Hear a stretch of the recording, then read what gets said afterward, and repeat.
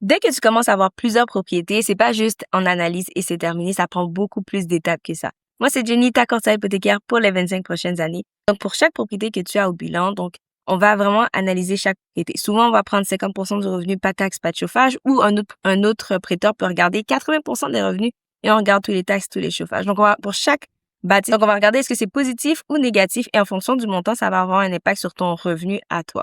Donc, si le logement est pas encore loué, ça veut pas dire que c'est $0. Donc, on peut aller faire une annexe locative pour savoir c'est quoi la valeur sur le marché et on va venir l'ajouter à l'analyse. Donc, lorsqu'on veut acheter une nouvelle propriété, on en a déjà 1, 2, 3, plus il y a de propriétés, plus c'est complexe et plus c'est important de travailler avec un courtier hypothécaire parce qu'il va vraiment pouvoir faire différents scénarios. Et c'est vraiment quelque chose que je fais avec les clients. Plusieurs personnes n'aiment pas ce type de dossier-là parce que c'est long, ça prend du temps. Et aussi, souvent, mes clients, ils savent que ça va pas se faire en 2, 3 jours. Là, ça peut prendre beaucoup plus de temps. On a plus de documents à fournir, donc tous les baux, toutes les taxes municipales, taxes scolaires, toutes les relevés hypothécaires. Il y a vraiment plusieurs choses à faire.